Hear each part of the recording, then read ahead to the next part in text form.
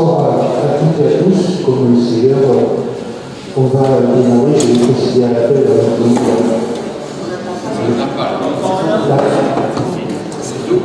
La parole, tu m'attends ou pas? Alors, si tu m'attends pas, moi je m'attends, c'est que tu as un problème auditif. Non, c'est ça? Ça marche là-bas, ça marche pas là. Ah, je ne suis pas technicien, donc je ne peux pas intervenir, je ne sais pas. Pour faire l'appel, si vous avez la parole. Xavier Lagarde, qui est présent, je l'ai vu, Marie Assibat, je l'ai aperçu. Claude Tournier s'est excusé, il a donné le pouvoir à Xavier Lagarde. Corinne Lafito, excusée, elle a donné le pouvoir à Isabelle Michel, elle est présente. Jennifer Barret est présente. Jacob Soumar, je l'ai aperçu tout à l'heure. C'est branché vers les haut-parleurs qui sont tournés vers le fond.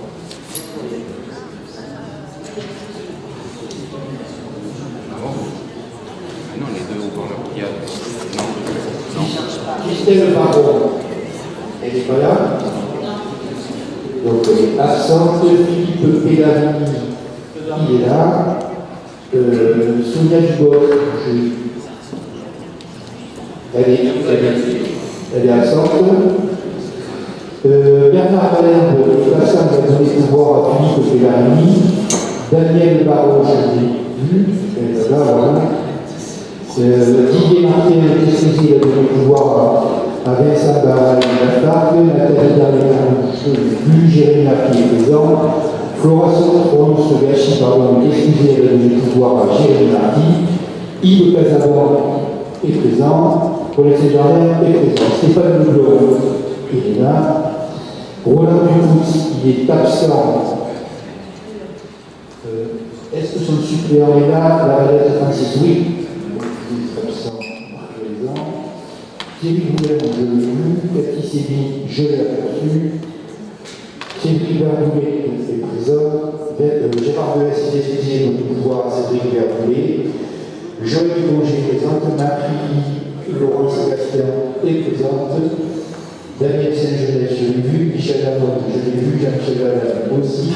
Pascal Carreau présent. Vincent Lafargue, je l'ai vu. Béatrice Bachet aussi.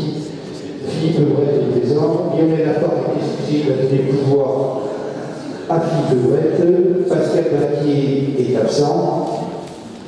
Lambert Gisbert est présent. Mathilde Taverne, je l'ai vu. Jacques Arcade, je l'ai aperçu, me semble-t-il. Dominique Saint-Germain est présent. Carl Madère est présent. Jean-Paul Doré, je l'ai vu. Jean-Jacques Dufour aussi. Jean-Luc Campagne est présent. Nicolas Marcade, elle est là.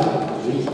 Philippe Sénéramboy, je l'ai aperçu. Michel Marc, je l'ai vu. Et Benoît Laborde, je l'ai aperçu aussi. Je vais donner la parole au maire qui nous accueille, Xavier. Je ne sais pas si tu as le micro. Oui. Merci.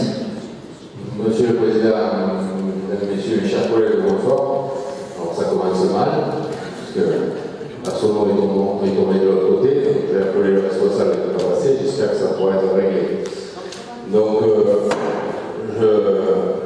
heureux de vous accueillir ici à Cherbourg. Je dirais heureux, à titre personnel, c'est un peu particulier parce que à chaque fois qu'on a fait un conseil communautaire dans cette salle, c'était pour les élections du président. Donc c'était plus compliqué pour moi, mais bon, je pense que ce soir, tout le monde y trouvera son compte et qu'on passera une bonne soirée.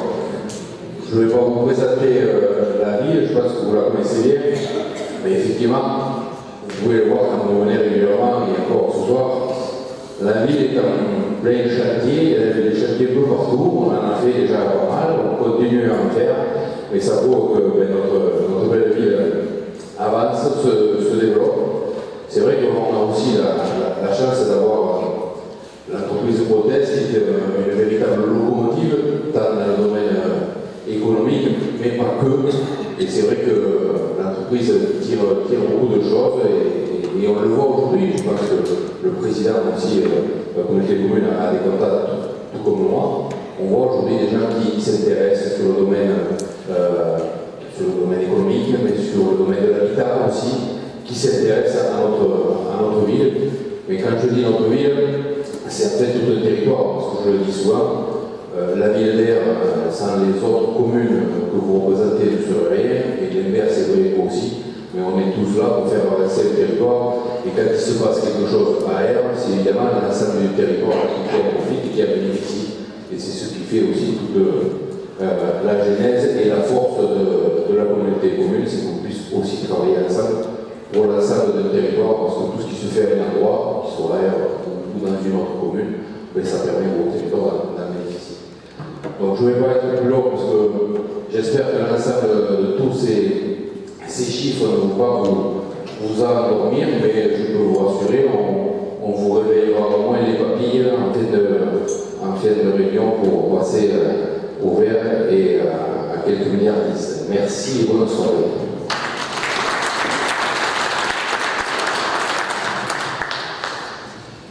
Merci Xavier pour ces mots d'introduction. Donc il me reste à rentrer dans l'ordre du jour. Pour déterminer, d'abord il faut approuver le procès verbal du 20 décembre 2023 qui était à Vernois, vous l'avez tous reçu.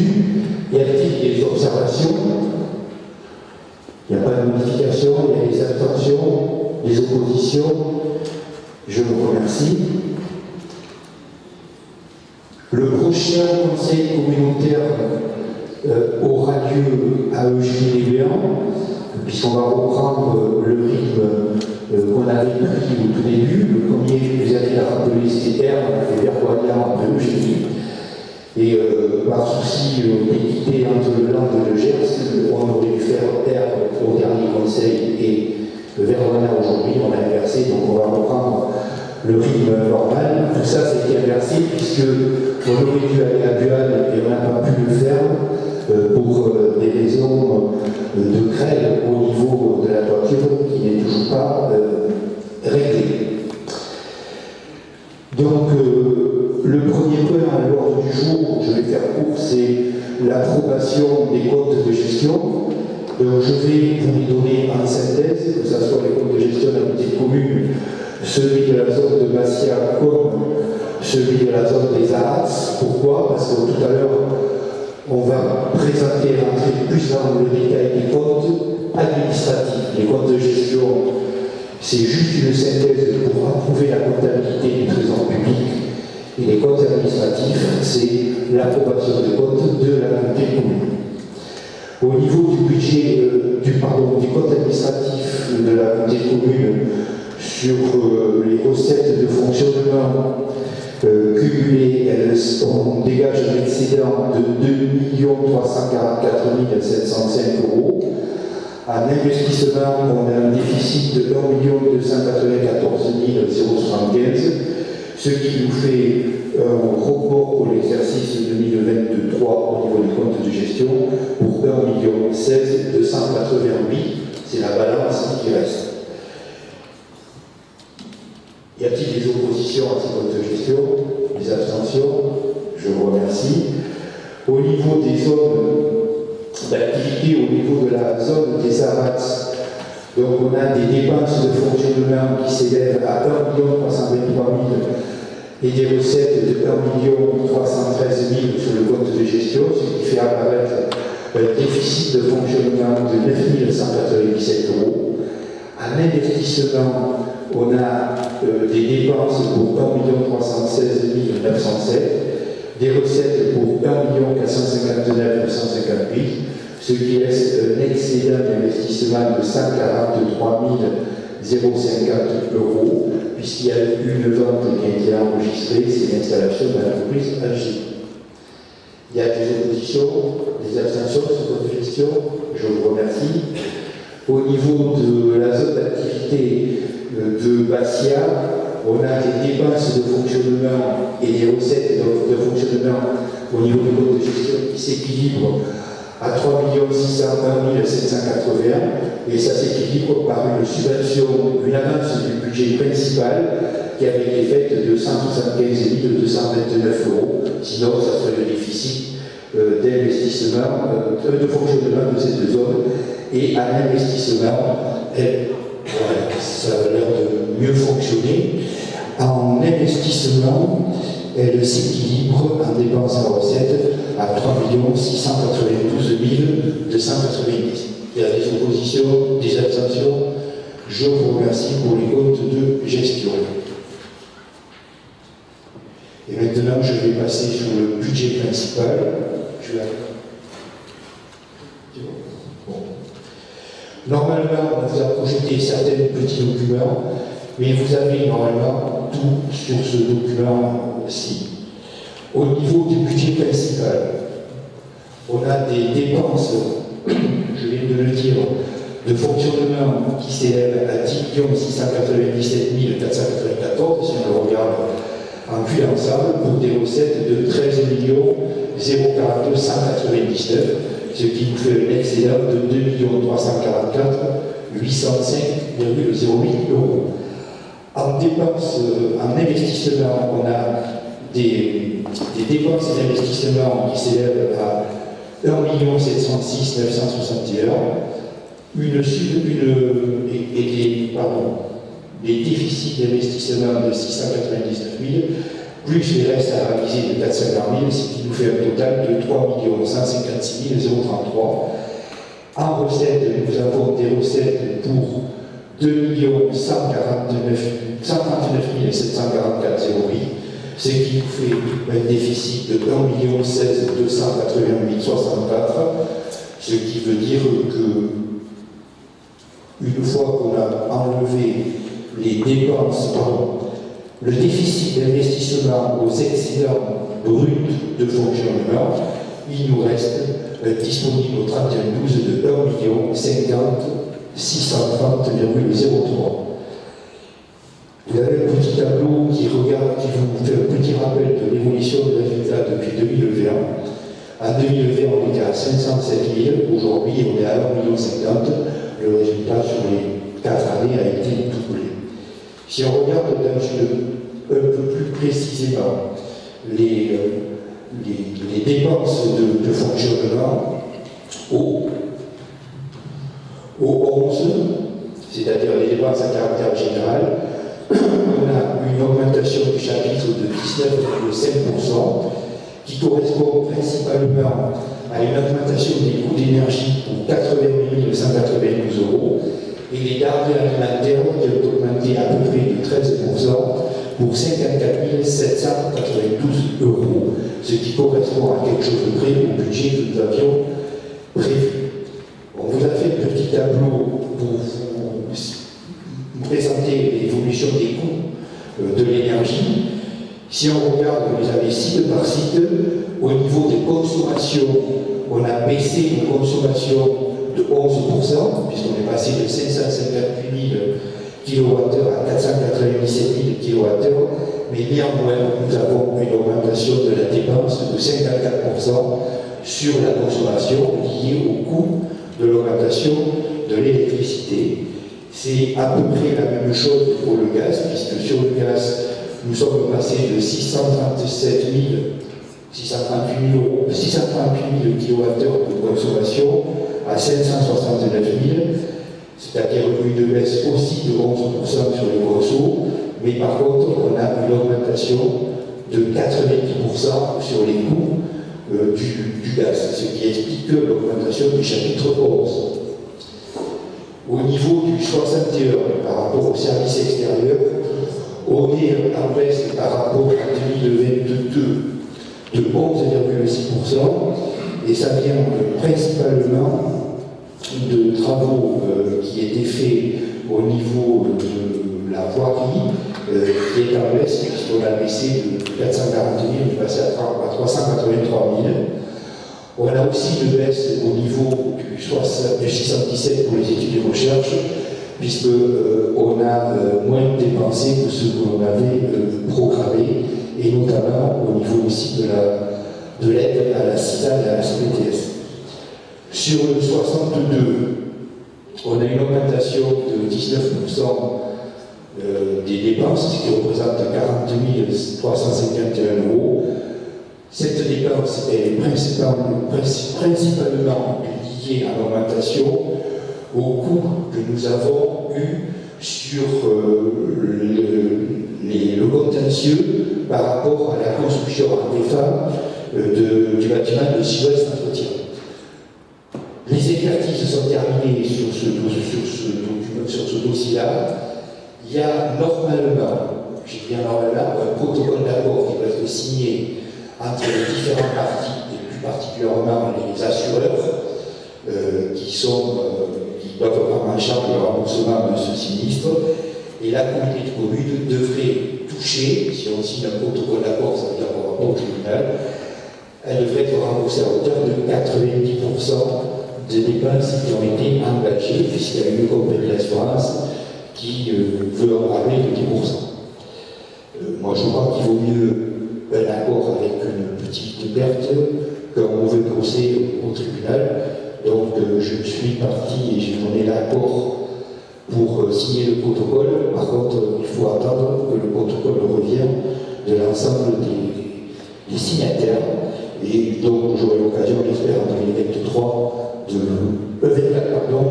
de vous en faire part. L'autre dépense qui n'a pas été faite, on a fait les réseaux de chaleur, on a lancé des études, et c'est sur l'accompagnement pour le territoire tertiaire qu'on ne l'a pas fait. Au niveau du 12, c'est-à-dire le personnel, vous avez les dépenses reportées de 2020 à 2023, avec, on peut constater une stabilité par rapport à 2022. Vous le savez tous, puisque vous l'avez vécu dans vos communes. En 2022, il y avait eu une augmentation, comme en 2023 d'ailleurs, de la valeur du point, comme en 2024, au 1er janvier, il y a une autre augmentation. Ce qui veut dire que sur une augmentation de 2,10%, ça ne correspond pas tout à fait aux augmentations qui étaient prévues. Donc, les dépenses du personnel sont plutôt globalement maîtrisées. Au niveau du 65, c'est les charges de gestion courante. L'augmentation de 3,9% qui représente 129 000 €, elle est plus que consommée par l'augmentation liée au SICTOR, puisque les cotisations du SICTOR ont augmenté de 128 049 €. C'est ce que vous retrouvez dans les organismes de regroupement. C'est là aussi que vous avez les 2 063 000 pour 1 909 000. C'est principalement l'augmentation liée aux dépenses du SICTOR. Plus une dépense au niveau du DETR de 5 100 € par rapport à l'abattoir. J'aurai l'occasion de revenir tout à l'heure sur l'abattoir. Et il y a aussi une dépense de GEMAPI de 8 419 € concernant les études hydrauliques du bassin versant du bailli Verdonat. Sur les subventions qui étaient versées au CIAS en 2023, 410 000 € pour 443 000 en 2022, c'est quelque chose qui est relativement stable malgré une augmentation importante de l'augmentation au jardin à Malice ainsi qu'à France Service. Là, j'ai eu déjà l'occasion liée à des charges de personnel supplémentaires, notamment par rapport à des arrêts de travail de longue durée, où c'est qu'il faut remplacer l'agent, et donc on a une double peine par rapport à ça. Il y a eu aussi, sur ces chapitres-là, les augmentations aux 2 centres de loisirs, que ce soit celui comme celui de la luxe. Au 65, bon, il n'y a pas grand-chose à en dire, c'est une charge financière. Et au 14, pour les activations de produits, on a une évolution de ce chapitre à hauteur de 92 000 €. Ça se représente par le reversement d'une année normale de la taxe de séjour. La fraction de TVA qu'il a fallu rembourser à l'État pour 57 051 €. Ça, c'était un trop perçu par rapport à l'augmentation de la taxe d'habitation qui avait eu lieu en 2018, où c'est que l'État vient nous rattraper là-dessus. Et nous avons aussi régularisé une part de trop perçu de N-1 sur la CVAE à hauteur, je crois, de 14 000 euros. Au niveau du 22, c'était les dépenses improdues qui n'ont pas été consommées. En ce qui concerne les recettes de fonctionnement, elles progressent de 659 000 euros. Alors attention, si on rentre un petit peu dans le détail, on a 489 000 euros au niveau des impôts et taxes, mais c'est lié surtout à 725 000 euros qui viennent de la TASCOM et 71 000 euros de TVA qu'on a touché et qu'il a fallu reverser. Et on a aussi une augmentation de résultats reportés de 51 000 euros. Et donc, c'est ce que je disais, l'atténuation des charges de 53 000 ainsi que les subventions à hauteur de 54 000 euros. Sur l'évolution, on va dire, des recettes fiscales et de compensation, vous avez le tableau sous vos yeux. On a une recette, on a une allocation compensatrice qui progresse de 373 000 euros. Ça, c'est surtout lié à la part dynamique de la TVA, puisque quand on nous a compensé la taxe d'habitation, il y a la part fixe de compensation de la perte de la taxe d'habitation, et le part variable, qui est la part dynamique de la TVA. Donc, si l'État progresse dans ses recettes fiscales, comme on a un taux qui nous est attribué, nous on progresse proportionnellement par rapport à ça.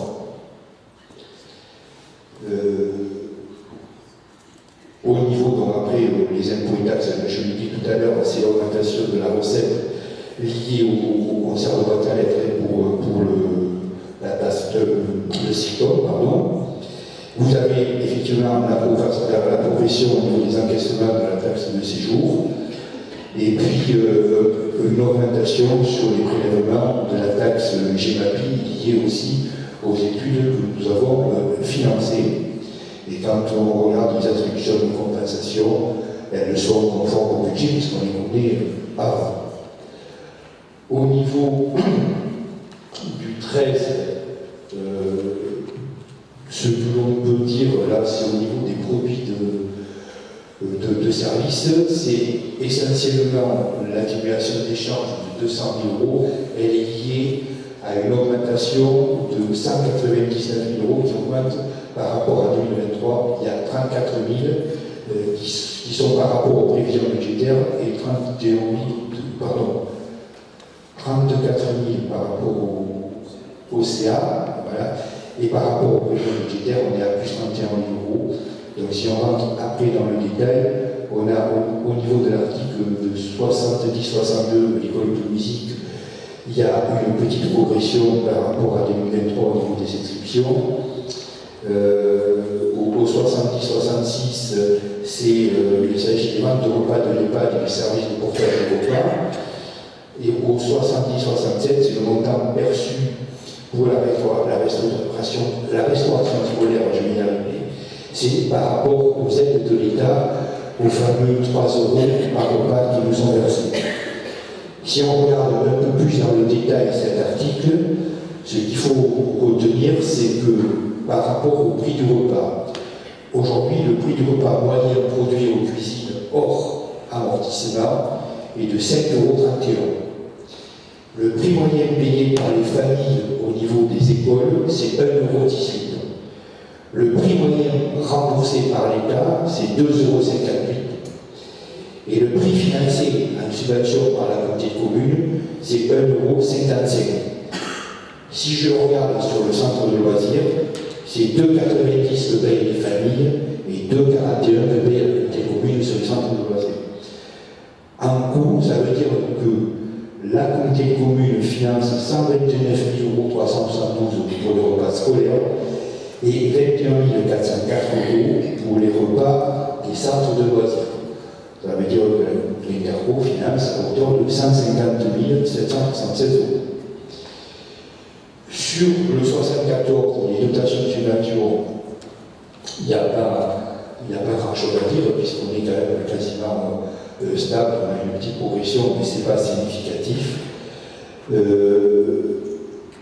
Au niveau des subventions État autres, on a une augmentation importante, mais c'est lié à hauteur de 100 000 € pour le FNADT par rapport à France Loisirs, qui est passé de 30 à 35 000 et qui va, d'ici 2026, arriver à normalement 50 000 €. Et nous avons aussi été payés 2 années consécutives de 68 294 €.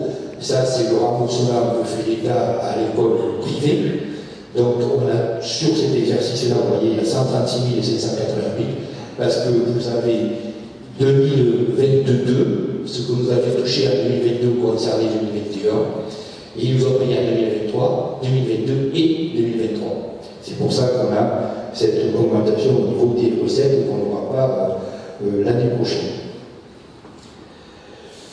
Nous avons, dans le cadre de la petite enfance, en 2023, répondu à un appel à projet pour l'innovation avec le jardin Analyse, et nous avons obtenu une subvention de 77 000 € sur 3 ans, donc qui sera financée à hauteur de un peu plus de 25 000 € par an.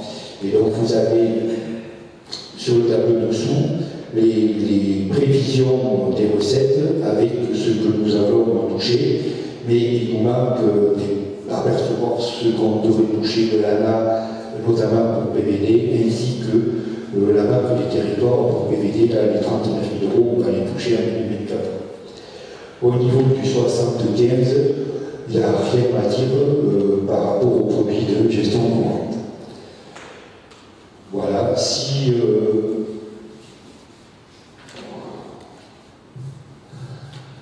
vous avez des questions par rapport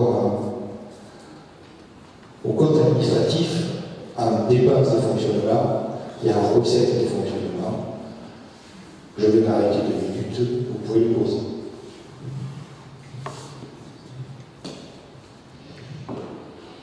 Oui, bon, je vais passer donc à l'investissement. L'investissement, on a des restes à réaliser à hauteur de 420 901 € et qui se décomposent, vous avez le tableau dessous. Il y a des travaux qui ne sont pas terminés aux affaires scolaires. Il y avait de l'achat de mobilier, du coordinateur, de l'action numérique, des travaux principalement de voirie, en termes de voirie sur le programme 2022, comme sur le programme 2023. Des aides économiques qu'on n'a pas encore versées, mais qui sont versées maintenant, mais qui n'étaient pas au moment de l'arrêté du compte, et des divers aménagements au pôle culturel pour 127 000 € qu'on reprend en reste à réaliser. Dans les dépenses d'investissement, les principales pièces d'investissement en cuisine, c'était pour les chambres froides. Il y a eu quelques travaux sur l'ancien siège à l'unité commune pour préserver les murs, il fallait refaire la toiture, pour 34 000 €. Au niveau de GEMAPI, vous avez les dépenses par rapport à une enveloppe qu'on avait mis pour les traitements du vergognard et des frais d'études, mais ça n'a pas encore été engagé. Au niveau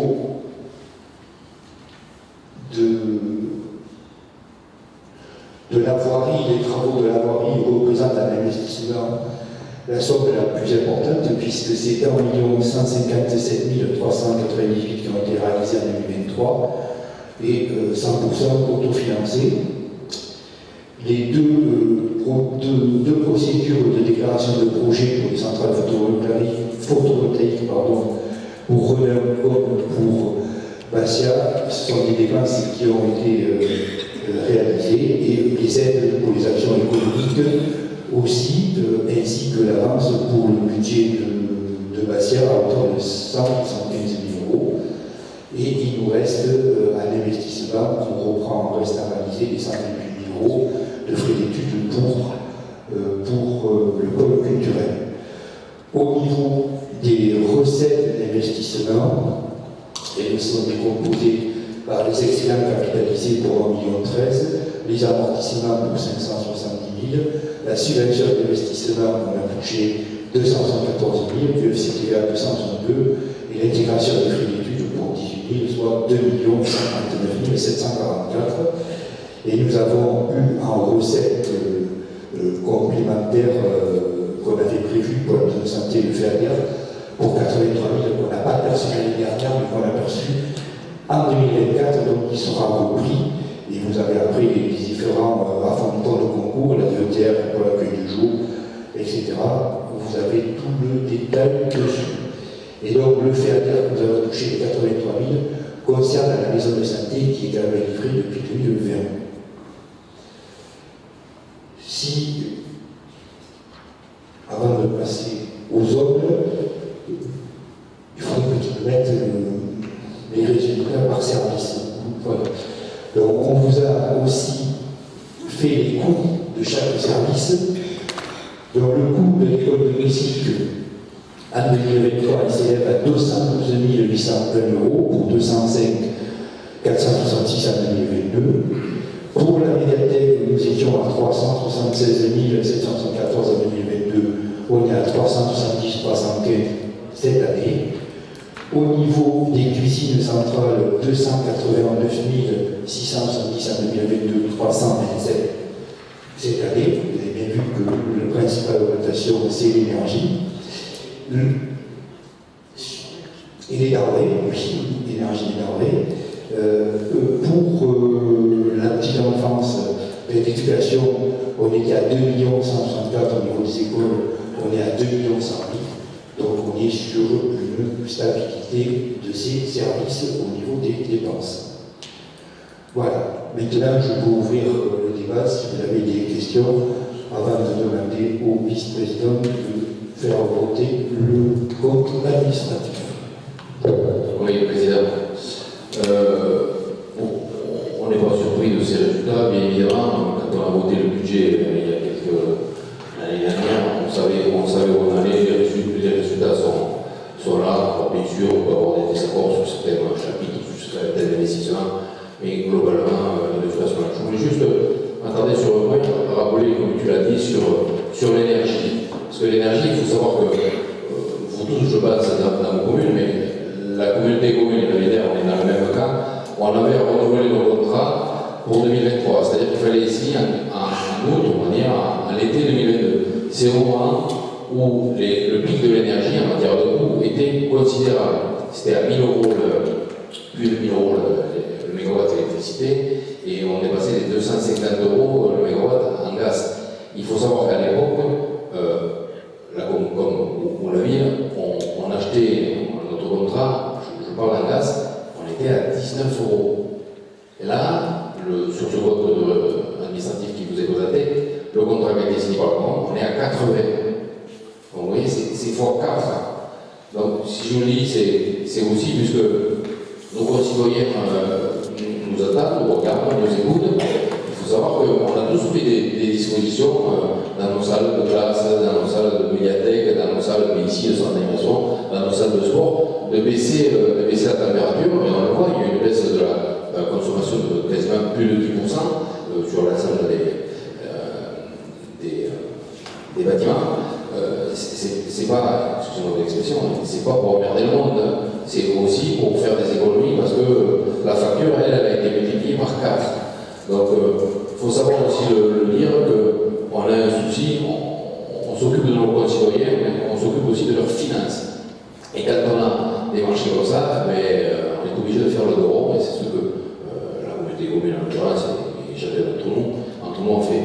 On peut espérer que le projet de contrat, parce que ce sont des contrats triennaux en ce qui nous concerne, bon là on était à 80, vous avez signé à 80, la communauté commune, on est sur le marché en dessous de 50 aujourd'hui, ça vient baisser, je parle en gaz, donc on espère que ça ira mieux pour les prochaines années, même si le fait de baisser les températures dans nos bâtiments participe aussi à l'environnement, participe aussi à notre planète, c'était un mal, je veux dire, nécessaire.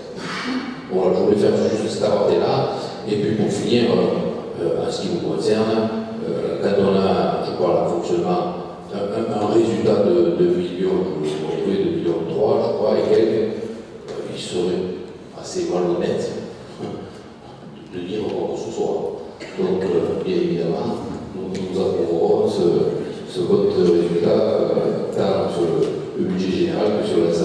budgets annexes qui seront présentés après. Merci Xavier. Est-ce que quelqu'un d'autre souhaite s'exprimer ou on souhaite simplement avoir quelques précisions? Bon, juste par rapport au coût de l'énergie, effectivement, ce qui nous est annoncé globalement pour 2024 au niveau de la budget commune, on a une baisse moyenne, on va dire, de 20% à peu près de l'énergie qui nous est annoncée. Je parle entre les nouveaux contrats d'électricité, comme c'est là où on consomme le plus du gaz. Et le gaz, on aurait une petite encore augmentation, mais qui serait quand même relativement maîtrisée par rapport à ce qu'on a connu cette année. Sur ce qui nous est annoncé par rapport au marché lancé par le SIDEC. Donc, c'est un marché globalisé. En électricité, normalement, j'ai les chiffres durés un chouïa baissé. Voilà, j'espère. Comme ça, on attend des trucs définitifs, mais on est plutôt là-dessus. Et je vais vous le dire, ce qu'on est en train de travailler budgétairement, on aura l'occasion d'en reparler dans quelques jours. On reste sur une dépense stable en énergie, pas de baisse, pas d'augmentation pour le prochain budget. C'est l'orientation qu'on a pris pour rester prudent, parce qu'on ne sait jamais, on peut avoir une petite augmentation de la consommation, qu'il ne faudrait pas que ça vienne déséquilibrer les choses. S'il n'y a pas de questions, je vais passer la parole au vice-président. Moi, je vais m'éclipser. Bien, on fait comme c'est Philippe est parti. Donc, pour le compte administratif du budget général, qui est contre? Qui s'abstient? Je vous remercie. Merci Dominique. Ça va aller très vite sur le budget des zones d'activité.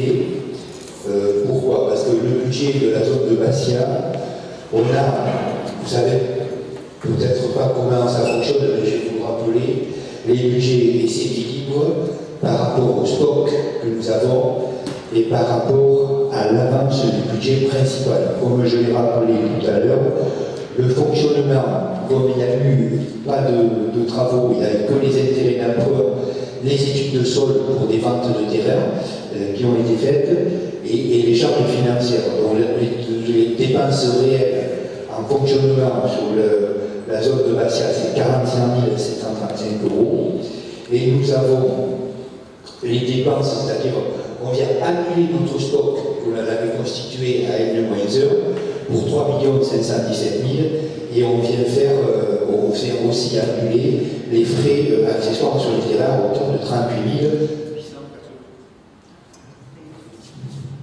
985 €, ce qui nous fait un total de dépenses de 3 620 780. Et au niveau des recettes, on a notre production en stock, c'est-à-dire toujours les 3 562 000 plus le transfert des charges financières à hauteur de 38 000, et on équilibre les dépenses et les fonctionnements sur ce montant-là. Et en investissement, ça fonctionne de la même manière. On a le capital de la dette dans les dépenses de fonctionnement, la production stockée qu'on a vue, et dans les recettes d'investissement, c'est l'avance qui est faite du budget principal à hauteur de 175 000 €, plus l'annulation des stocks qu'on a annulés sur les dépenses de fonctionnement, sur un jeu d'écriture, et donc on a l'équilibre à 3 692 000 €. En définitive, ce qu'il faut retenir sur ce budget de Bastia, c'est 175 229 € qui correspondent à l'annuité, à l'avance du budget principal qui couvre l'annuité d'emprunt, plus les études d'un montant de 6 750 €. Il n'y a pas eu de vente en 2023. Je vous rappelle que nous avons un sous-sec privé qui arrive à échéance au 31 mars pour une vente de 650 000 € de 2,5 hectares qui concerne l'entreprise Dupuis avec l'installation de John Deere. Aujourd'hui, ils devaient déposer le permis de construire, ils ne l'ont toujours pas déposé, sauf que les clauses suspensives du fait qu'ils n'aient pas respecté le dépôt de permis en décembre sont caduques. Donc, en théorie, ils sont obligés de faire le chèque au 31 mars. S'ils ne font pas le chèque, ils devront une indemnité, c'était comme ça contractuel, à hauteur de 90 000 € je crois, à l'intercommunalité. Donc je vous tiendrai au courant, j'espère, lors de la prochaine séance pour vous dire aussi que nous en sommes. Nous devons aussi signer normalement dans les prochains jours la vente à Buchou. Normalement, c'est ce qu'il m'a dit il y a quelques jours, mais je vais le relancer encore parce que tant que c'est pas signé, c'est pas signé. Donc voilà l'évolution sur cette zone. Tout à l'heure, on délibérera pour autoriser à vendre un autre terrain sur cette zone où vous avez reçu déjà les documents. Je vais faire la zone économique des Arats. La zone d'activité, c'est un peu le même principe. Nous avons un total de dépenses de 1 323 000 qui correspond principalement au stock, avec les recettes de fonctionnement qui sont la vente de terrain dont j'ai parlé tout à l'heure, plus le stock de 2023 à 1 278 000, le transfert des charges financières, et ça s'équilibre à 1 313 000 euros. Donc il y a un petit déficit sur le fonctionnement à hauteur de 9 197 euros. Pour les dépenses d'investissement, elles s'élèvent à 1 316 907 et des recettes d'investissement qui sont un peu supérieures parce qu'on a reporté les excédents de 2022 à hauteur de 143 000, l'annulation des terrains pour 1 315 et le prêt court terme les intérêts pour 2 359 euros, ce qui nous fait un excédent d'investissement à hauteur de 143 050,81. Voilà. S'il y a pas de questions, oui. Excuse-moi, j'ai juste oublié de dire un truc au administratif parce que j'ai pour habitude de dire quand les choses ne vont pas, et des fois ça fait avancer, mais il faut dire que les choses vont bien. Je l'ai déjà signalé au niveau du BP, mais je vous félicite pour la présentation des rapports qui nous a été fournis dans la présentation, au niveau des couleurs et du graphisme. C'est très clair, c'est très compréhensible. J'avais des très critiques un peu plus. Donc, je ne sais pas si c'est ça arrivé, mais tant mieux. C'est clair. Et voilà. Je ne vais pas le redire peut-être tous les ans. Je l'ai dit au PP, au niveau administratif, mais voilà, félicitations. Voilà, merci. Les félicitations, tu peux toujours les faire. Elles sont toujours recevables, même les critiques aussi. Et juste, c'est pas. J'ai tenu compte des observations que tu avais faites, j'ai demandé à ce qu'on modifie, et on a travaillé déjà depuis l'année dernière, et pour encore s'améliorer cette année, et j'espère que l'année prochaine, ça s'améliorera encore. Je vais donner la parole à mon vice-président, moi je sors, je ne suis pas là. On fait le compte pour les deux ou vous regardez séparé? Allez, pour le compte administratif de la zone de patient, très clair, on l'a compris. Qui est contre? Qui s'abstient? Je vous remercie. Même chose pour la zone des Arats. Qui est contre? Qui s'abstient? Je vous remercie. Merci. La Dominique, je reprends.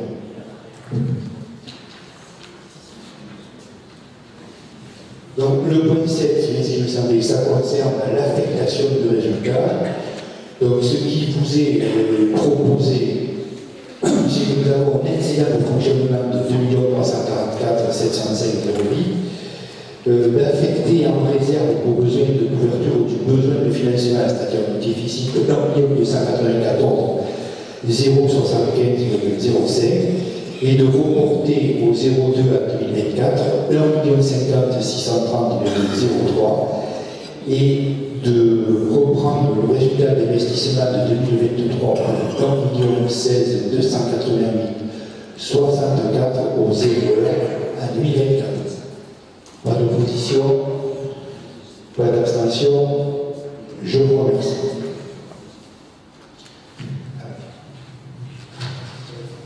Je vais changer ici au niveau du déroulé. Alors, je vais essayer d'être un peu plus clair. Je vais vous demander, si vous n'y voyez pas d'inconvénient, de sauter le contexte général, l'économie financière. Je pense que vous l'avez tous lu avec beaucoup d'attention. J'ai rappelé un petit peu quels sont les intérêts, les taux d'intérêt pour 2024. Donc apparemment, ils nous annoncent grosso modo une baisse. On devrait tourner, moi aux alentours de 4% pour l'année 2023 au niveau des taux d'intérêt. Pardon? 24, pardon, il y a un moment. Ensuite, sur les mesures en faveur écologique au niveau de la rénovation des bâtiments, je ne vais pas faire le truc, mais le soutien au fonds vert, il est passé de plusieurs milliards à 100 millions au niveau national, ça veut dire pas grand-chose. Voilà, pour faire en cours, et je vais essayer de faire en cours. Le soutien renouvelé en faveur de l'investissement local, ça c'est au niveau de la DSI et de la DETR. Grosso modo, au niveau du département des Landes, en ce qui nous concerne, on est sur un budget cumulé de 16 millions. Le Gers a un peu plus que les Landes, qui sont aux alentours de 18 millions. Le Gers a plus d'enveloppe de DETR que les Landes et DSI cumulés. Pardon? Oui, c'est peut-être, je ne sais pas. Au niveau de la DGF, on nous annonce une légère augmentation de 1,7% et on nous annonce une augmentation du FCTVA. La suppression de fonds au soutien de développement pour les activités périscolaires est en cours d'étude. Je ne sais pas si ça passera, mais normalement on devrait plus en avoir. Et l'aménagement des dispositifs fiscaux pour le soutien et le développement des territoires ruraux, on devrait être un petit peu conforté là-dessus. Et le maintien de la compensation de l'État de 50% sur les valeurs locatives des établissements industriels. Au niveau du résultat 2023, je ne vais pas le refaire, on est sur 1 50 000, vous l'avez tous vu. Je vous rappelle les différents budgets du CAS, puisqu'on en intègre certains. Les comptes se présentent comme ça. Le budget principal du CAS sera excédentaire à hauteur de 98 781 €. La résidence senior, 49 000. Le spatial est globalement déficitaire à hauteur de 17 000. L'EHPAD est excédentaire à hauteur de 217 000 €, ce qui nous laisse au CAS un excédent cumulé de 347 000 €. Donc aujourd'hui, quand on regarde les orientations budgétaires, en se rappelant ce qui avait été fait par la DGFiP 2023-2024, on peut absorber, on a des ratios d'autofinancement qui sont grands, qui sont beaux, plutôt favorables. On peut observer qu'on a une maîtrise de dépenses de fonctionnement qui permet, compte tenu de l'évolution des produits, de générer un autofinancement suffisant pour couvrir les annuités de la dette et les travaux d'équipement. Et si on se projette dans le cadre du pôle culturel, on avait fait cette étude avec un recours à l'emprunt de 2 millions. Vous verrez que quand on fera le budget, il sera légèrement inférieur. Qu'est-ce qu'on peut dire de plus? Oui. Alors effectivement, cet investissement alourdira la dette. Le niveau d'endettement reste toutefois maîtrisé et la capacité de désendettement en année de CAF brut s'établira à 3 ans 61 en 2024, si on peut le prêt. On va fragiliser le fonds de roulement en 2023-2025, je ne sais pas si vous en rappelez, mais on a la capacité derrière à le régénérer. Et la communauté de communes montre cependant qu'elle est capable de reconstituer et de consolider son fonds de roulement sur les années suivantes. Au niveau des informations relatives à la gestion humaine, on a les dépenses, on en a parlé tout à l'heure, je ne peux pas épiloguer dessus, de dépenses de personnel qui restent stables, puisqu'on est sur une production qui est de 3,34. On a dedans les avantages en nature pour les agents de l'usine centrale et certains agents qui travaillent dans les écoles. Et le temps de travail est fixé à 1607 heures pour l'ensemble des services. Vous avez une information relative à la gestion de la dette de 2024 à 2039, comment le CDM, comment il diminue, quelle est l'annuité que l'on rembourse. Et on observe cependant que l'encours de la dette diminue d'une façon significative en 2027, ce qui permet de recourir à l'emprunt sans augmenter la charge financière d'ici le début du mandat prochain. La répartition par durée résiduelle de dette, vous l'avez avec le petit graphique qui va bien. Et vous avez l'évolution aussi de l'annuité de la dette qui vous a été présentée de façon graphique. Et on a fait aussi une clé de répartition des capitaux répandus. À moins de 5 ans, il y a en gros 900 000 euros. De 5 à 10 ans, 1 232 000. De 10 à 20, 2 millions 7, je vais arrondir. Et le montant de l'annuité baissera pour atteindre un seuil de plus de 500 000 euros en fin de mandat, avec avant une baisse significative en 2029. On observe en effet que près de 900 000 euros d'encours s'éteindra à 25 ans. Les principales modifications en 2024, ça sera le passage à la nomenclature M57 comme toutes vos communes. Tout à l'heure, on votera le règlement. Ça veut dire que la présentation des orientations budgétaires intervient dans un délai de 10 semaines précédant l'examen du budget et non plus de 2 mois comme c'était avant. Le projet de budget sera communiqué aux membres 12 jours avant la séance budgétaire. Ça aussi, c'est une petite modification. Et le deuxième point qui va modifier, c'est l'intégration, parce que nous l'avons déjà délibéré, au 1er janvier 2024, des services du CIAS qu'on a essayé de vous rappeler ici en coût de service et en subvention qui était versée. Donc ça, c'est pareil, c'est une subvention qu'on ne versera plus puisqu'elles seront directement intégrées dans les charges courantes des communes. À ce montant de 410 000 euros de financement du coût résiduel du service du CIAS, il faut rajouter le reversement des subventions perçues par la communauté de communes et reversées aux différents services du CIAS, les 35 000 euros pour l'espace France Service, les 58 000 euros, j'arrondis, pour la petite enfance. Donc l'intégration de ces services au sein de l'EPCI ne modifiera pas l'équilibre budgétaire de la communauté de communes.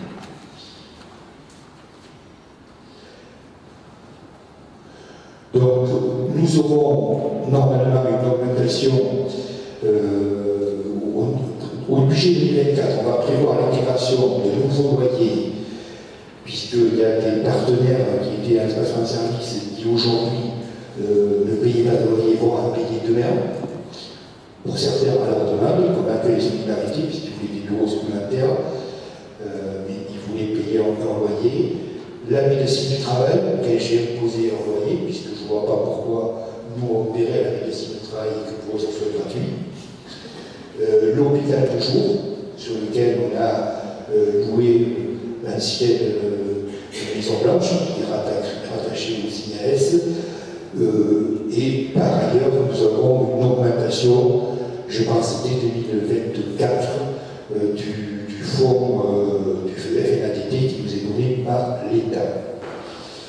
Il y a l'ouverture de la maison depuis le premier jour qui s'est fait depuis le 5 février, puis il y a une inauguration. Vous avez le détail de ce qu'il faut se rappeler. En gros, nous aurons une subvention pour de la CAF de 45 000 euros par an dédiée à ce service-là. Au niveau des prévisions budgétaires pour 2024, les bases de la taxe sur le foncier bâti acquittée par les particuliers vont être revalorisées à peu près d'un petit peu moins de 4%, soit une évolution nette inférieure aux 7,1% enregistré, une évolution nettement inférieure par rapport à 2023, puisqu'on avait enregistré 7,1%. L'INSEE a en effet indiqué le 30 novembre que l'indice des prix à la consommation harmonisé a progressé de 3,9% jour. Cet indicateur est relativement important puisque c'est en fonction de celui-ci qu'est établie la revalorisation forfaitaire annuelle des valeurs locatives des locaux d'habitation, qui sert au calcul des cotisations de la taxe foncière des propriétés bâties dues par les particuliers et qui sert aussi de référence pour les ordures ménagères ainsi que la taxe d'habitation sur les résidences secondaires et la taxe foncière sur les propriétés non bâties. Concernant la fraction de TVA, la compensation pour la suppression de la taxe d'habitation et de la CVAE, on peut envisager une légère progression comparable à la ce que nous dit l'INSEE. Il faudrait prévoir 4,3 de produits net en plus. La DGF sur les dernières années est totalement stabilisée, donc on va pas prévoir d'augmentation. Au niveau de l'impact de l'inflation en 2024, l'exercice 2023 a été marqué par une forte augmentation des dépenses en énergie, on en a parlé, à hauteur de 80 000 €. Et il faut noter aussi, dans ce que je vous ai dit tout à l'heure, que l'énergie a été modérée par une réduction de 11% de la consommation. L'exercice 2024, au moment où on l'a écrit, on avait globalement 8% d'augmentation, mais Xavier nous a dit que ça devrait être équilibré, donc on va considérer qu'il y a la bonne information, donc on modifiera les budgets par rapport à ça. L'évolution des coûts des denrées entre 2022 et 2023 a augmenté de 13%, on prévoit une augmentation de 3% en 2024. Le prix de l'alimentation, qui avait été le principal moteur de l'inflation en 2023, continue à ralentir avec une hausse de 7,1% en décembre 2023 contre 7,7% en novembre. Et les prix des produits frais ont suivi une tendance inverse, inscrivant une hausse de 8,8% en décembre après 6,6% en novembre. Donc il est proposé de tabler sur une hausse moyenne pour 2024 de 7% sur les coûts, ce qui nous ferait passer de 480 à 505 000 en gros sur les denrées. Concernant l'évolution sur la globalité des bases de fonctionnement, on va s'appuyer sur une prévision macroéconomique qui tablerait sur une inflation de 3%. Au niveau de la masse salariale, là je vais m'arrêter juste un instant pour être le plus précis possible, on intègre 15 agents qui viennent du CIAS, dont l'intégration de ces agents a augmenté la masse salariale de 491 000 €, auquel il faudra appliquer la hausse sur toute l'année de l'augmentation des points qu'on a subis en 2023, plus ce qui a été rajouté au 1er janvier 2024, qui devrait être à peu près de 6%. L'évolution de l'effectif, eh bien, on va se retrouver à 114 pour un peu moins de 100, 99 on était. Le maintien de la stabilité des taux de la fiscalité depuis 7 ans, on n'a pas touché la fiscalité et il vous sera proposé de ne pas la toucher non plus pour des taux échangés, donc je vous les ai rappelés. Le foncier bâti, c'est 2,5, le foncier non bâti 2,98, la CFE 25,83 et la taxe d'habitation est à 10%, même si elle est supprimée, elle reste à 10% par rapport aux régions secondaires. La politique d'investissement, le principal investissement sera le pôle culturel. On vous rappelle le tableau tel qu'il a été fait et auprès des demandes de financement que nous attendons. Et comme je l'ai dit tout à l'heure, on avait simulé à 2 millions 90 et là, ce serait 2 millions si on respectait ces choses-là. Voire quand on aura tous les retours, on ajustera les choses à ce moment-là, puisque les négociations en cours avec la banque concernant les prêts, si on part sur 2 millions, on peut le descendre jusqu'à 1,5 million.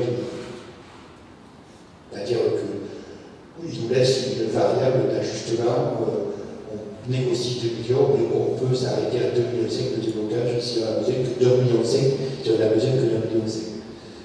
Je prends cette image-là, mais c'est comme ça, on a ces 500 000 qui sont en variable d'ajustement en fonction peut-être des coûts de l'appel d'offres comme des degrés de subvention que nous pouvons toucher. L'évolution de la médiathèque de Barcelone avec une spécialisation en ludothèque sur lequel il y a un programme qui vous sera proposé à l'investissement à hauteur de 60 000 €. La politique sur les énergies, nous en avons parlé. Donc ce qui vous sera proposé, c'est qu'au niveau du parking des cuisines centrales Gare-sur-Adour, il y ait des ombrières posées pour faire de l'autoconsommation à hauteur de 55% et 45% à peu près à l'achat. Ce qui veut dire qu'on aurait un coût d'investissement à faire, si on s'oriente là-dessus, à 178 000 €.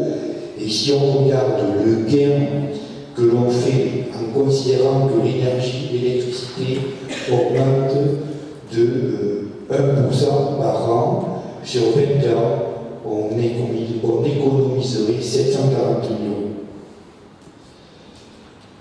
€. Donc là, il vous sera proposé pour le budget d'intégrer les études de faisabilité.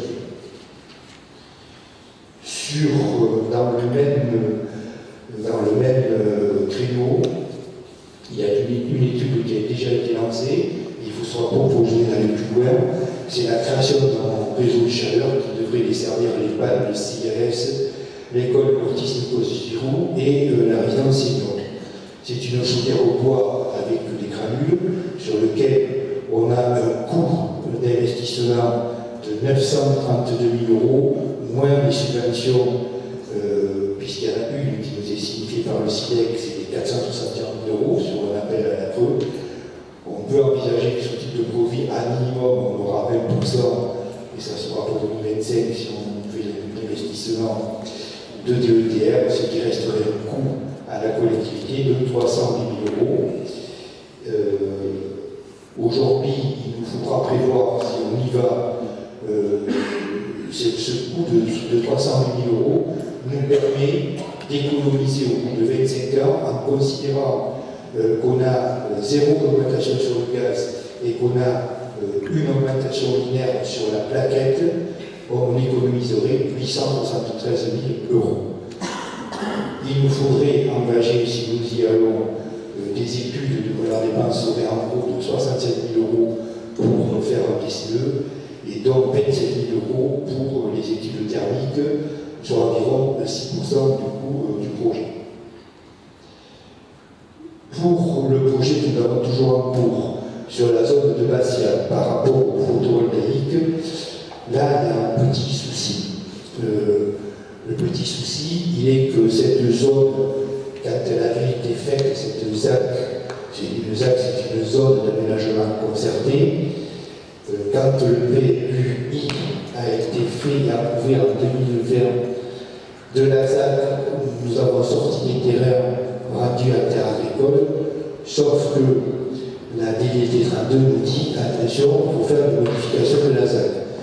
Donc la question a été posée au service juridique de la TACL, nous attendons le retour de savoir si c'est la ZAC qui existe toujours telle qu'elle a été créée, si c'est le PLI qui prend le pas sur la ZAC, ça je ne peux pas vous le dire, juridiquement je ne sais pas. Si on en croit ce que nous dit l'État du Gers, la DDT 32, ça serait la ZAC initiale qui existerait. Ça voudrait dire que l'autre PLUI, par rapport à la baisse de consommation qui avait été affichée, ne serait pas conforme. Là, il n'y a rien de grave, parce que nous avons jusqu'en 2027-2028 pour se mettre en conformité avec le STRADEC, puisque le STRADEC va être applicable en fin d'année. Après, il faudra que le SCOT se mette en route et nous, on devra être en conformité avec le SCOT. Donc ça, c'est pas trop gênant. La problématique, c'est de savoir qu'est-ce qu'on fait et quel est notre périmètre de la ZAC, si c'est ce que nous, on a défini sur le PLUI, ça je ne sais pas, ou si c'est ce que nous dit la DDT 32, le périmètre initial. Dans les deux cas de figure, il faut qu'on clarifie la situation. Moi, à l'heure où je vous parle, je suis dans l'incapacité de vous dire qui a raison, qui a tort. Voilà. Ensuite, nous allons continuer le bassin d'écrêtement du Vermoignan pour lancer, puisque j'avais attendre le vote du budget pour faire les propositions financières aux deux propriétaires du trou, on va dire ça comme ça, de l'ancienne carrière, puisque je les ai rencontrés tous les deux. nous avons évoqué, donc ils attendent ma proposition financière, mais grosso modo, ce que me dit la base de négociation que nous donne la Chambre d'agriculture gersoise, c'est de partir en gros sur 2 000 € l'hectare. Donc c'est chose que je vais faire, mais je ne voulais pas le faire sans avoir voté le budget, et donc je vais attendre le vote du budget. Au niveau, il nous faudra prévoir une étude de mobilité de la tour. Voilà, c'est sur ce secteur, entre Bernède et Barcelone du Gers, où c'est qu'on a la tour qui se dévie, et il y a à peu près 80 mètres entre la tour et le canal. Si la tour vient sur le canal, il y a un gros danger sur la route, la RED, la départementale 22, qui se retrouvera en danger. Donc ce que demande le syndicat à Dour Amont, de faire une étude de mobilité de la tour pour voir si c'est la tour qui peut se jeter dans le canal, ou si c'est le canal qui se jette dans la tour, ou s'il n'y a pas de risque de mobilité. Pourquoi? Parce qu'il y a un seuil, moi je ne connais pas, je ne suis pas assez technicien là-dessus, il y a un seuil sur la commune de Barcelone qui se trouve, je crois, quand on regarde le meandre de la tour, le seuil empêche le lit de la tour de se creuser et de se dévier plus de ceux qui se dévient aujourd'hui. Ça, c'est ce que pense le président du syndicat.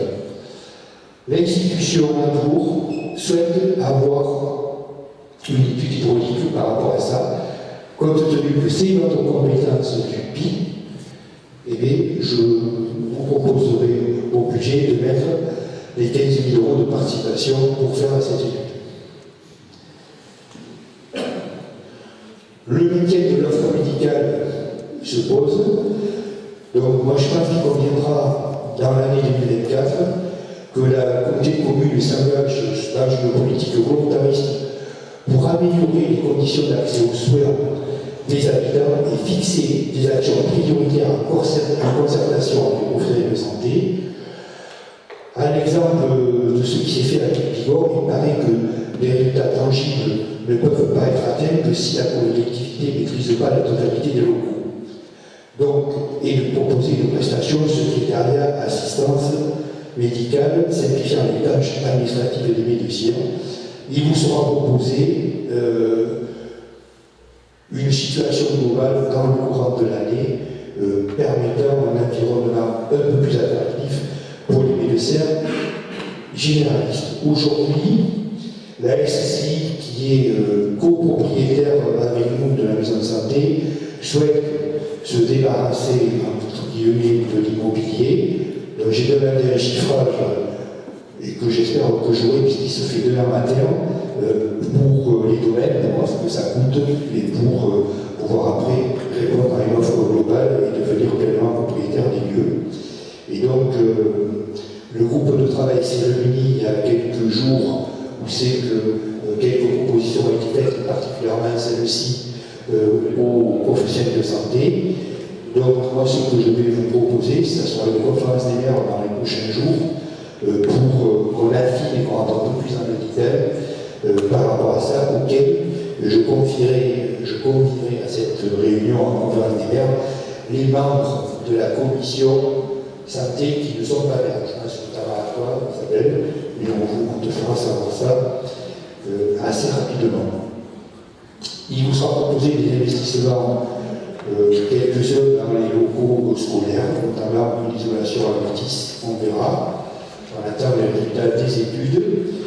Peut-être une climatisation à Barcelone, c'est pareil, on attend climatiser l'heure de froid à l'étage. Et le chiffrage pour les écoles de Cordillard a été commandé à Dugarry pour voir qu'est-ce qu'on pouvait faire pour ce pléau qui pourrait être éventuellement transformé en salle pédagogique. Au niveau de l'économie pour les locaux professionnels, il vous est proposé de mettre à la vente le local de Virus Moto qui est aujourd'hui c'est pas à nous de gérer ce genre de loyer. Et puis il y a un avantage, c'est que si on pouvait même en vendre 2 sur cette zone, 3, les couper, ça ne serait pas trop mal parce que ça nous éviterait de rentrer dans le décret tertiaire sur la totalité de la zone, ce qui impacterait fortement les économies d'énergie que nous devrions faire sur ces bâtiments. Donc pour le local de Villers-Montaut, ce bien a été estimé par les domaines à 375 000 €. Et donc on verra, on a 2 potentiels acquéreurs. J'aurai l'occasion de revenir vers vous au moment opportun. La vente de Bastia, donc l'avancement des 2 dossiers dont je vous l'ai dit, normalement, si tout se passe bien, ça devrait se faire là rapidement. Les locaux commerciaux en centre-ville, si l'opportunité se fait, nous aurons toujours l'occasion de pouvoir acheter pour peut-être aider les installations de commerçants. Et l'enveloppe toujours de 50 000 € pour l'artisanat et le commerce de centre-bourg. Au niveau de la voirie, il y a une opération conséquente, tu vas en parler Dominique, conséquente concernant le quartier du bureau, mais nécessaire. Et donc, vous avez le détail dans l'intégralité, le reste à charge des communes sur cette opération est de 440 000 €, je vais arrondir. Voilà. Et ce qui est en réflexion, c'est que si on regarde les investissements faits entre 2021, 2023, on est à 1,3 million sur le réseau pluvial et 1,350 million sur les travaux de revêtement. Donc la proposition qui sera faite, c'est de se coller avec les partenaires de réseau, je pense au CIDEC, ça peut être au GES, qui ont déjà des programmations pluriannuelles de réseau que nous on vérifie au même titre que eux l'ont fait, si notre réseau pluvial a besoin d'être rénové ou pas. Pourquoi je dis ça? Parce que quand on a des opérations importantes, le pluvial coûte plus cher, et aujourd'hui on a pour habitude de 100% autofinancer le pluvial. Moi je crois que dans les prochaines années, il faudra se poser la question s'il ne faut pas faire des plans pluriannuels d'investissement à 3 ans, ce qui nous permettra de faire la M57 et de plutôt avoir un recours à l'accord exclusivement sur le pluvial et peut-être faire un peu plus d'autofinancement sur de l'enrobé. Ça sera une réflexion que nous devrons avoir. Et donc moi ce que j'ai demandé à Dominique et qui l'a présenté je crois en commission voirie, c'est de pouvoir anticiper sur l'état de ces réseaux tous les ans, en faire un petit bout. On a surtout 2 réseaux qui sont concernés, c'est R et Barcelone. Donc c'est là où c'est qu'on a le plus de pluvial. Donc on sait que ça ne va pas, mais peut-être que s'il y a des programmes qui sont prévus par ces gestionnaires de réseau, voir avec eux pour que nous on se cale en même temps qu'eux et qu'on puisse l'anticiper du moins. Sur la mobilité, il vous sera certainement proposé de faire une étude sur la mobilité et je pense plutôt aux liaisons douces entre connexions, entre intercommunalités. Donc je ne vais pas rentrer dans le détail, c'est un coût estimé à 60 000 € avec une subvention à 80% par le FEDER et l'ADEME. Donc une subvention de 48 000 €. En conclusion, sur les orientations budgétaires, pardon, j'ai oublié le PH. Exact. Et je sais pas, parce que sur le mien, je ne l'avais pas, on l'a rajouté après. Donc je vais reprendre sur l'autre.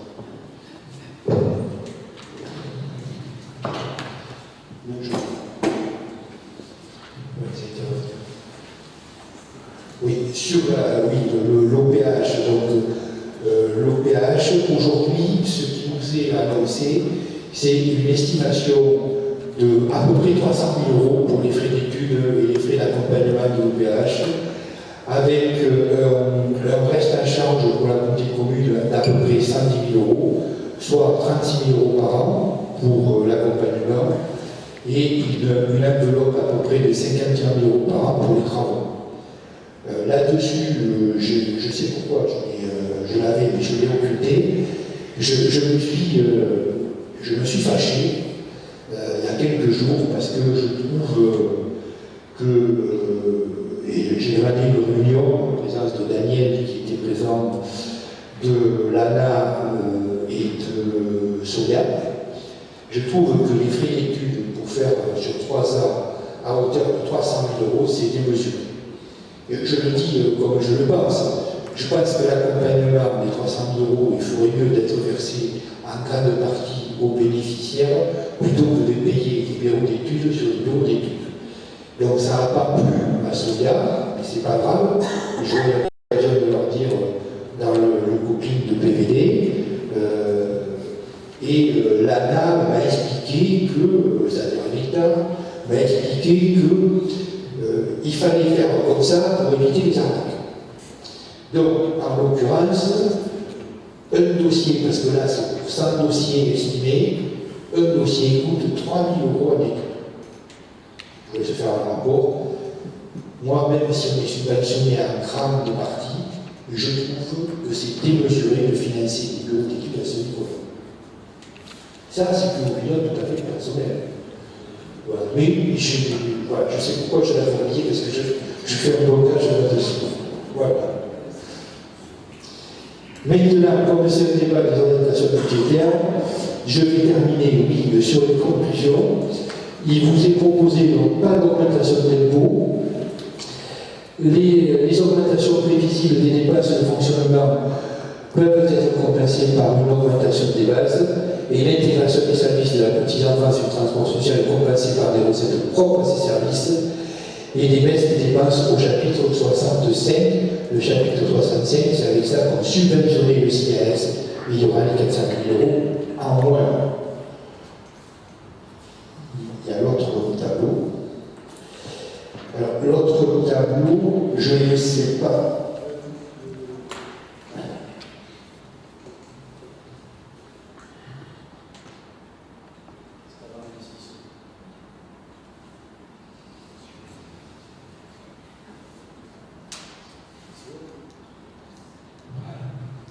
Je ne sais pas si vous le voyez, mais on a grosso modo fait une projection pour le budget 2024, pour être tout à fait précis.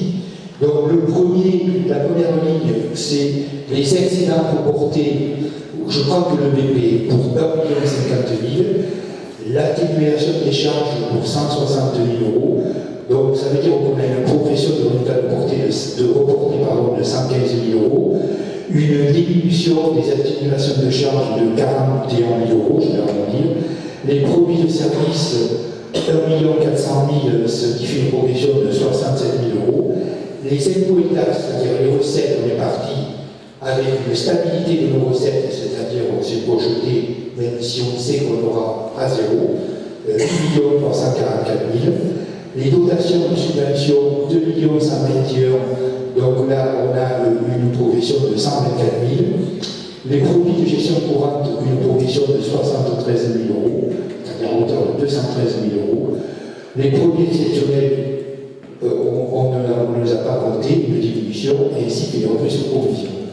Ce qui veut dire que nous avions des dépenses de fonctionnement en 2023 réelles à 12 968 474 et on s'orienterait au budget sur des dépenses de fonctionnement réelles de 13 290 516 €. En recettes, pardon. Ce qui veut dire, si on regarde entre nos dépenses et nos recettes de fonctionnement, on est. Pardon, ça j'ai fait que les recettes, il faut que je passe à les dépenses. Oui, là c'est les recettes. Les charges à caractère général, 2 017 000 dont on progresse de 152 000 €. Les charges de personnel, 4 496 000, c'est une progression de 740 000 €. Les autres charges de gestion courante, une diminution à 2 874 000 de 498 000 €. Les charges financières, une petite baisse de 11 428 €. Les charges exceptionnelles et de provisions, inchangées, ce qui nous fait un total de dépenses de 10 510 556 pour un montant de recettes de 13 290 516, ce qui nous laisse présager avant l'investissement. On était à 2 841 en 2022-2023 sur le compte administratif. On serait dans ces prévisions-là à 2 780 000 en 2024, en considérant qu'on est zéro de progression sur les impôts et taxes. Voilà pour être un peu plus précis sur les orientations budgétaires. Et comme c'est un débat, je l'ai dit, je vais ouvrir le débat. Oui, Président, juste deux, trois petits points. Tu l'as rappelé, je pense qu'il faut qu'on... Alors, je ne sais pas si c'est une révision, je ne sais pas si c'est une modification, il faut qu'on revoie le PLUI. Tu l'as dit au niveau de la ZAD de Bastia, on a quelques difficultés. Là, je parle en tant que président de GES, mais nous, on attend, on est prêt. Et c'est dommageable en tant que conseiller communautaire parce que c'est des recettes pour nous derrière. Une fois qu'il y a des ballons, c'est des recettes pour la collectivité. Donc, si on pouvait essayer de faire accélérer les choses, donc, voir par rapport au PLUI, en plus, toujours dans le photovoltaïque, on a, nous, la BTR, mais aussi la communauté commune, puisque tu nous avais fait part de pouvoir classer des zones donc, en zone d'accélération pour la production d'énergie renouvelable. Donc, il y a deux parcelles, une de la communauté commune et une de la BTR sur l'autre qui sont concernées derrière le centre commercial pour vous situer. Là aussi, ça passe. Alors, je ne sais pas si c'est révision ou modification, mais j'ai cru comprendre aussi que dans certaines communes, il y avait aussi des difficultés en la matière. Donc je pense que ça, c'est un dossier, si on pouvait l'aménager, tu l'as rappelé, la procédure administrative est excessivement longue, même si on parle que les normes vont changer. Mais donc, je pense que c'est un dossier qu'il faut relancer. L'autre point en matière d'énergie, les deux projets là, de bois énergie, de photovoltaïque, bien évidemment, sur le fond, il n'y a aucun souci. Je pense qu'il faut se lancer vers ça. La société aujourd'hui veut une société décarbonée, donc à un moment donné, il va bien falloir qu'on fasse des choses. Mais c'est plus dans la présentation qui a été faite par, je crois que c'est pour peu le temps, on s'en fiche. Il ne faut pas croire, c'est un peu le miroir aux alouettes. Il faut dire qu'on va rentabiliser la chaudière la première année. Il faut pas rêver, ils ont trouvé des chiffres où l'électricité était au plus haut. Mais c'est pas grave, je pense qu'il faut le faire. Soyons prudents dans la matière. Et c'est comme le photovoltaïque, quand on nous annonce que ça va nous permettre de ne pas acheter l'électricité, on en a parlé, c'est cher. Le photovoltaïque, c'est bien, ça produit de 10h à 16h. Donc ça veut dire que si on a besoin d'électricité, il faut s'en servir à ce moment-là. Donc les cuisines centrales, si on commence à travailler à 6h du matin pour confectionner un repas, ça ne va pas marcher.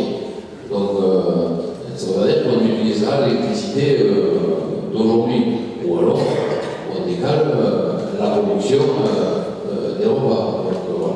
Mais je pense qu'il le faut. Aujourd'hui, de même, il faut préparer l'avenir. Je vais le dire, c'est à 20 ans ou à 30 ans. C'est deux dossiers, je pense qu'il faut faire, mais je tiens à alerter, attention, on nous présente des choses, c'est pas tout à fait la réalité. Donc, voilà. Mais je pense que c'est des choses qu'il faut faire. Deux autres petits points, j'ai été relancé, je suis allé visiter un espace qui est un espace de coworking et un tiers-lieu qui s'appelle ARCO et qui est basé dans la ZAC de PRS. Alors, c'est une association, ce sont des gens qui sont des professionnels, qui se servent de l'espace de coworking dans le cadre de leur profession, mais qui gèrent la structure de façon associative et entièrement bénévole.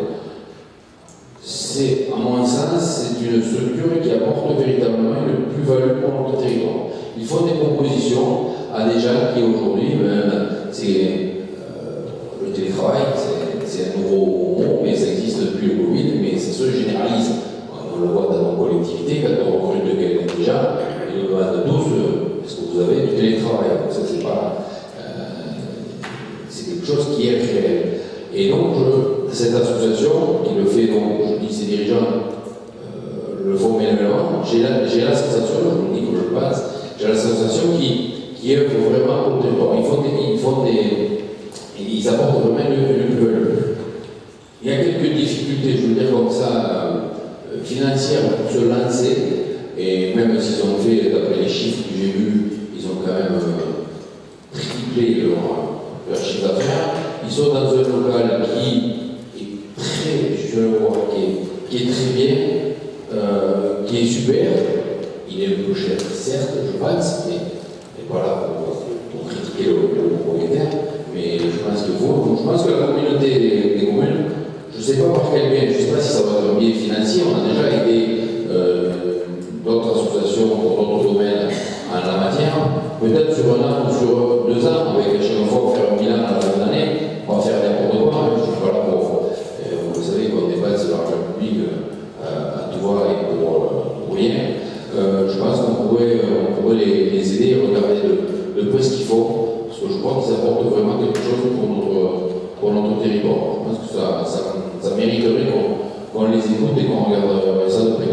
Après, je parlais du local, ils ont ce local, ils sont très bien. Je pense que si on avait trouvé un autre local qui était moins cher, peut-être que ça leur irait aussi, je ne sais pas. Enfin, je sais pas, il faut approfondir la discussion, voir avec eux. Mais je pense que le genre vaut la chandelle. Et le dernier point, je le dis, même si ça n'a pas de.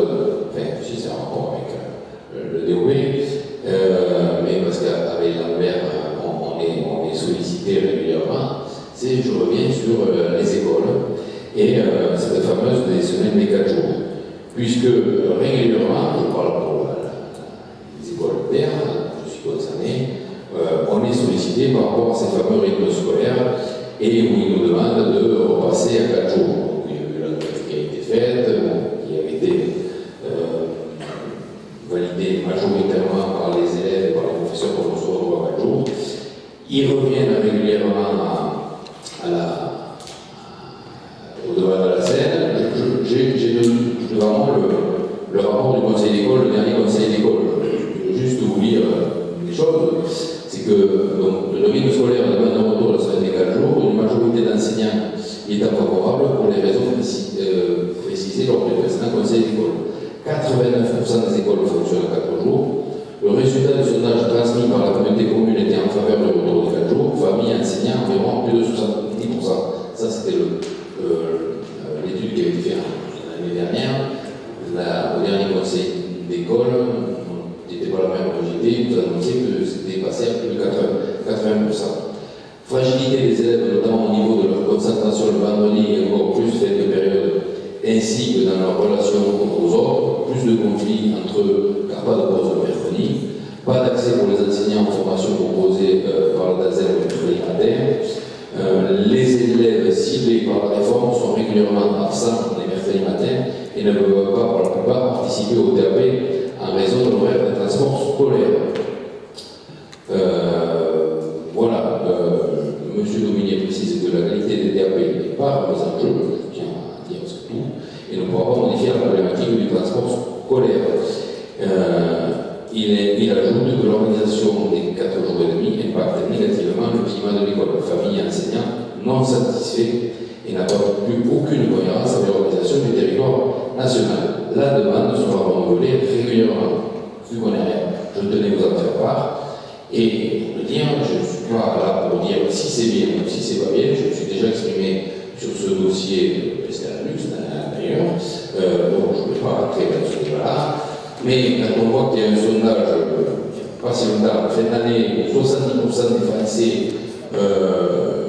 jugent leurs élus comme étant pas bons, c'était pas comme ça, mais je ne sais plus quelle était la dénomination, c'était pas très glorieux, on va le dire. Je pense qu'à un moment donné, chacun a ses dogmes, mais il va falloir aussi, je pense, écouter la majorité. Donc je sais que la procédure, il faut l'avoir décidé avant la fin février, je crois, de l'année qui précède de l'année de la future rentrée scolaire. C'est rappelé pour l'année 2024-2025. Mais je pense quand même qu'il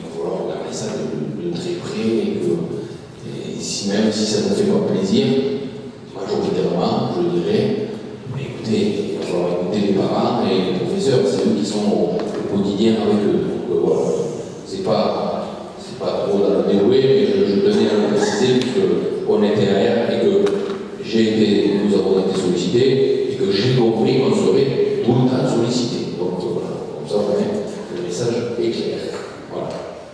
Bon, j'entends. Alors, je vais ouvrir le débat sur, on va dire, trois pistes. En ce qui concerne la production d'énergie, effectivement, si tu lis bien le détail, on est à peu près à 6 ans pour avoir un retour sur l'investissement par rapport aux économies d'énergie. Et si on regarde sur une même appartenance sur le coût d'énergie effectivement élevé, ça reste quand même néanmoins avec une baisse de l'énergie relativement rentable. Et moi, ce que j'y vois comme intérêt dans ces projets de réseau de chaleur comme de photovoltaïque au niveau des cuisines, c'est de reprendre un petit peu d'autonomie par rapport à ça. Le deuxième point, on aura l'occasion d'en reparler sur le réseau de chaleur par rapport à la filière bois. Il y a peut-être aussi une réflexion à avoir pour avoir notre propre filière bois à l'interne, comme le fait par exemple Arzac, puisque Arzac, dans un premier temps, s'engage, si on y va, à nous livrer, on ne serait pas en manque de beaucoup de bois, puisqu'ils ont créé cette filière. Pour les horaires, tu as tout à fait raison de le dire, la production d'énergie, c'est en gros de 10h à 16h, et je peux te rassurer, c'est déjà dans les tuyaux une modification au niveau des horaires pour 2025, quand ce sera opérationnel, au niveau des cuisines centrales.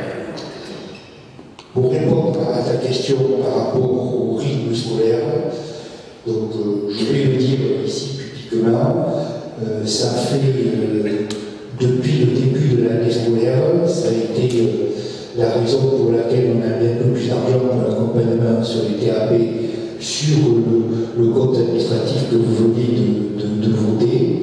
Et il a été demandé au service, je vais être très clair, qu'on ait un bilan au 30 juin 2024 sur la qualité des TAP, sur la quantité des TAP. Alors quand je dis la quantité, c'est pas combien on en fait, c'est combien d'heures de gamins participent au TAP, et qu'on ne parte pas de savoir, puisque je ne suis pas professionnel, même si j'ai ma propre conviction de savoir si c'est bon 4 jours et demi, si c'est bon 4 jours. Là où je n'accepte pas ce qui a été écrit par Dominier, mais je l'ai fait remonter à l'inspection académique, M. Générique, avec sa collaboratrice, que j'ai reçu le vendredi où nous avons signé le BGT. On l'a signé à 14h, je l'ai reçu à 13h. L'histoire de la formation, c'est complètement un mensonge parce qu'ils ne sont jamais convoqués en formation le jour des affaires scolaires. Pour être plus précis, ils doivent me faire passer d'une façon extrêmement détaillée le pourcentage des écoles sur mon territoire, Landes et Gers, qui sont à 4 jours, d'autres à 4 jours et demi. Donc, une fois que nous aurons fait ce bilan, nous aurons un débat là-dessus, et il faudra se poser effectivement la question de savoir si on reste à 4 jours ou 4 jours et demi, si le jeu a de la chandelle ou pas. Donc moi je ne suis pas quelqu'un de borné, je me rends aussi à la réalité. J'ai ma propre conviction, même si je considère que les 4 jours et demi, contrairement à ce que dit, sont mieux pour l'enfant, mais on se rendra à la réalité de la prestation et du service que nous rendons à nos enfants. Mais néanmoins, je vais le dire, parce que s'il y a des fuites, je pense qu'il faut que les choses soient claires. Alors aussi, si demain nous devons revenir à 4 jours, moi je pense qu'il faudra amener une autre prestation pour rendre attractif nos écoles, parce que quand on se projette sur les 2 prochaines rentrées scolaires, on a un éclair conséquent, puisque si je prends les élèves de la petite commune hors l'Herbie de Vienne et celui de Renan-du-Hors, nous avons à cette rentrée 713 élèves. À la prochaine rentrée, nous serons à 664 et celles qui se projettent d'après, au vu des informations qui nous ont été données par les mairies, on devrait être à 645. Donc, moi, je me dis que si on n'est pas attractif par les TAP, inventons quelque chose qui peut rendre attractif notre territoire. Et je proposerai, si nous devons y revenir, l'histoire d'un orchestre à l'école, et on fera une expérience, et je souhaite la faire sur la Soirée, si le conseil communautaire me suit, pour rendre les choses plus attractives. Donc, les choses ne sont pas fermées, elles sont évolutives en fonction des choses, mais je prends acte et note de ta remarque. Je passe à la note qui veut s'exprimer. Bon, si à la part, on va poursuivre, puisqu'il fallait acter les débats. Vous avez tous lu le règlement qui fait une vingtaine de pages, 22 je crois, pour l'adoption de règlement budgétaire et financier pour le passage à M57. Il n'y a pas d'observation, pas d'opposition, donc on y va.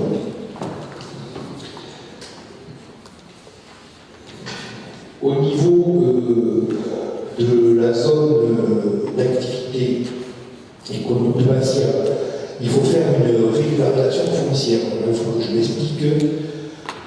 Quand cette zone a été créée au niveau de la noue, l'entreprise qui avait fait les travaux a fait la noue sur le terrain de Madame Fior. Donc on s'est entendu avec Madame Fior, comme quoi elle nous donnait le terrain. Sauf qu'on a fait quelques petits travaux d'aménagement qui ont été 100% financés par les entreprises, remboursés par Artelia notamment, pour redévier la noue. Et maintenant, on devait faire pour l'euro symbolique l'inventaire. Il ne veut pas. Il faut que vous m'autorisiez à acheter cette parcelle de 10 € à Madame Fior. C'est, je ne sais plus combien, il y a 300 mètres carrés. Pas d'opposition. Pas d'abstention, je vous remercie. Le point 11. Il faut m'autoriser à signer un succès privé pour aller à un acte de vente d'une parcelle de 5 576 mètres carrés qui est le projet porté par la famille Sénac pour l'acquisition du lot 1-9 à 22 € le mètre carré pour 122 672 €. Ce projet, ça fait un moment qu'il est c'est un projet familial qui se ferait sur la zone de Bastia à Barcelone. Il y a des oppositions, je vous dis pas de conduire le terrain, les attentions, et à ma part, je vous remercie. Le règlement fonctionnel du mutuel accueil Jean Malice, donc je vous informe que le règlement de fonctionnement a été modifié par rapport au changement de gestionnaire, puisque c'était le CRS. Depuis le 1er janvier, c'est la communauté de communes, et il faut faire la mise à jour des documents afin qu'ils soient conformes au décret 2021-1131 du 30 août 2021 pour les établissements d'accueil de jeunes enfants, notamment concernant la mission de référent de la santé et d'accueil inclusif. Tous les protocoles de santé et d'hygiène obligatoire se trouvent en annexe du règlement. Quelques points ont été rajoutés afin que ce règlement soit plus clair et explicite pour les familles, les annexes obligatoires qui n'existaient pas avant. Normalement, Isabelle, tiens, tu avais envoyé, voilà.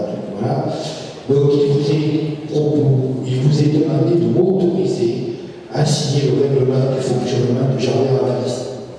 Pas d'opposition, pas d'abstention, je vous remercie.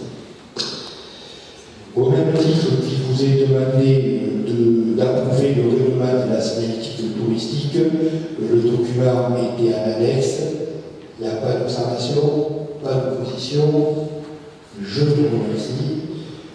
Le point 14, c'est c'était normalement le rapport que devait faire Gérard pour le syndicat à 2012. Je considère que vous avez tous lu le rapport, je considère que je l'ai fait et je vous le passe. On en prend acte. Au niveau du point 15, c'est de permettre, de m'autoriser à signer un accord pour permettre à l'Office du tourisme de participer à l'appel régional de la Nouvelle-Aquitaine qui s'appelle le NOT. Alors, pour faire simple, la région, l'Office du tourisme de Mont-de-Marsan, du Pays Grenadinois et de Saint-Sevé, je viens de Saint-Sevé, avait fait un appel à projet il y a 4 ans au niveau de la région Nouvelle-Aquitaine. La région Nouvelle-Aquitaine a imposé au PETR Chalon-sur-Saône d'intégrer l'agglo du Marsan. Ça a été fait il y a 2 ans. Et aujourd'hui, pour répondre à un appel à projet global, il faut que l'appel à projet concerne les 6 EPCI plus l'agglo du Marsan. Et en l'occurrence, à ce qui concerne l'appel à projet qui est déposé par l'Office du tourisme hier sur Adour, qui vient d'obtenir son haut classement en catégorie 1, je pense que le maire a dû recevoir l'information, c'est pour pouvoir accompagner sur une démarche touristique sur notre territoire l'Office du tourisme pendant 1 an, donc il y aura une dépense en tourisme, il devra avoir une recette. J'ai eu l'occasion de l'expliquer à un conseil de l'administrateur de l'Assemblée générale du tourisme.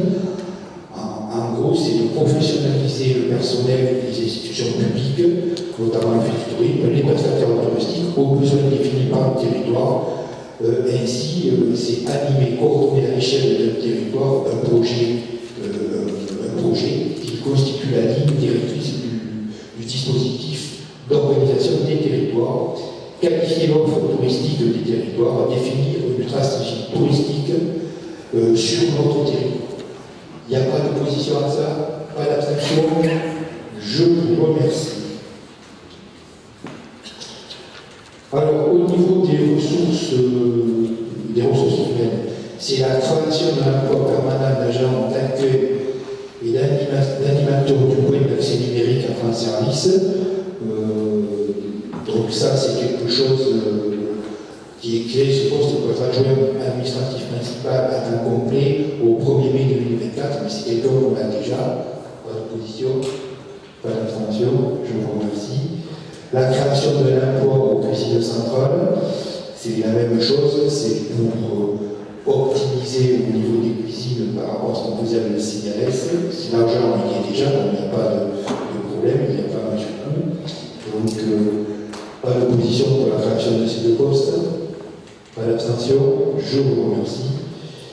Et le dernier point qui est le tableau des effectifs de la communauté de communes, c'est le point 18, et on va passer à 114 agents, donc il y aura 80 agents titulaires et 33 agents contractuels sur la communauté de communes.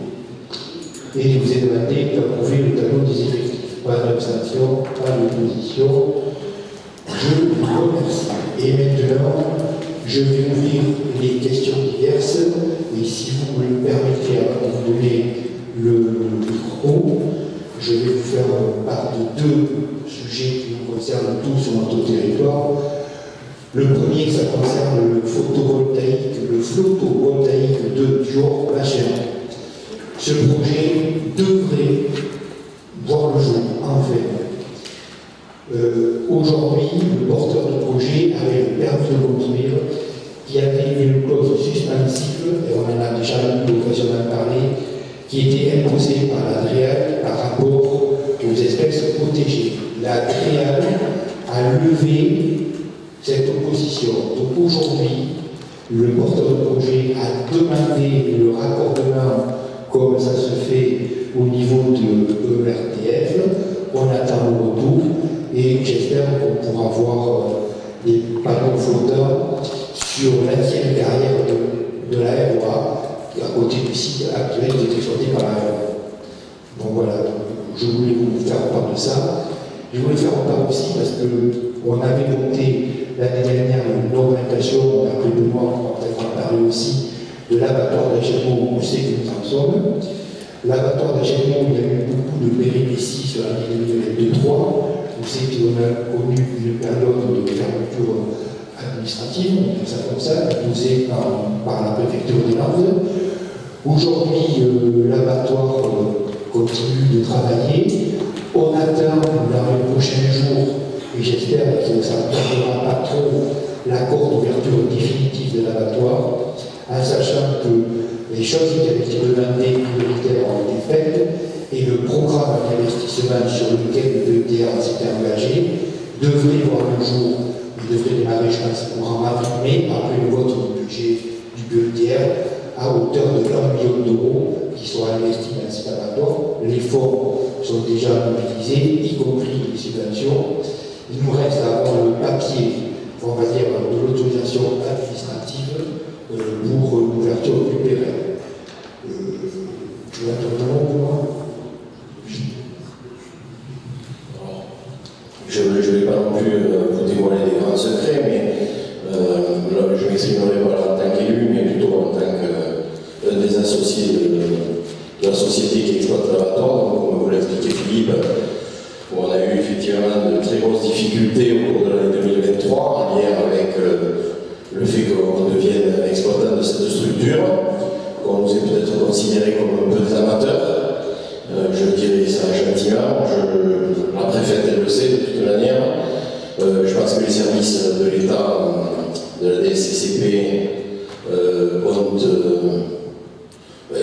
nous ont bien allumés, on va dire, puisque comme l'a dit Philippe, ils nous ont imposé des fermetures pour faire des travaux, alors qui avaient certainement lieu d'être, mais travaux qui ne dataient pas, enfin l'état des lieux était connu des services de l'État.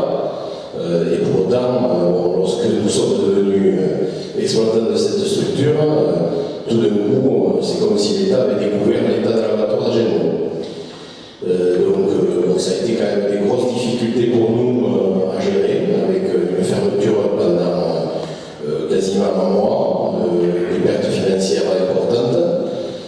Pour autant, ce que je voudrais souligner de manière positive, c'est l'appui des élus du pays, donc Charles sur ça, qui n'a pas lâché la structure exploitante et qui nous a fait confiance. Et on a pu travailler de concert avec le pays. Et je pense que au final, les travaux qui vont être faits vont permettre l'exploitation de l'abattoir d'Agenmont de manière un peu plus sereine, même si l'abattoir d'Agenmont est toujours malgré tout en sursis, parce qu'on est toujours soumis au tonnage. Si on n'a pas les tonnages, on n'a pas la rentabilité. Et quand on n'a pas la rentabilité, l'abattoir ça ferme. C'est pas plus compliqué que ça. Voilà, en tout cas, je pense que l'abattoir il rend service au territoire. C'était l'objectif qui était recherché. Clairement, je pense que c'est quand même malgré tout le succès avec toutes les péripéties qu'on a connues. Je voulais juste faire un point sur l'abattoir parce qu'aujourd'hui, le monde agricole subit quand même des perturbations relativement importantes.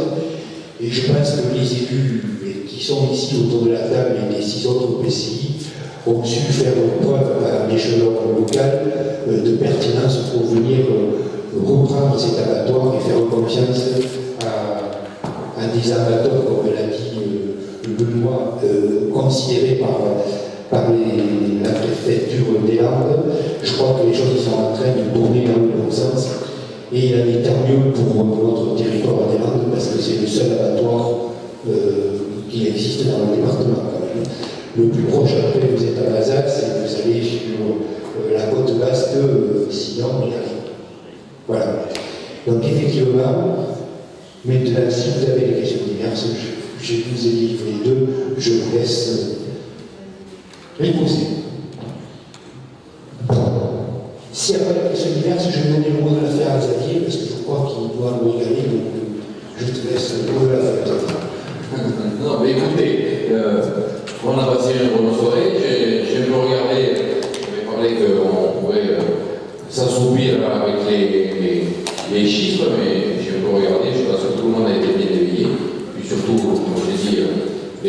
du président, la présentation était claire, quand on a aussi pour un résultat financier de 10 millions, on ne peut qu'être satisfait, donc on va fêter tout ça dans la joie et dans la bonne humeur, autour d'un bon verre de quelques milliardises, et je vous j'invite surtout les élus à Buren à se dépêcher, à aller chercher ce qu'il faut pour aller au fond de la salle pour voir et manger un petit lumière. Merci, bonsoir.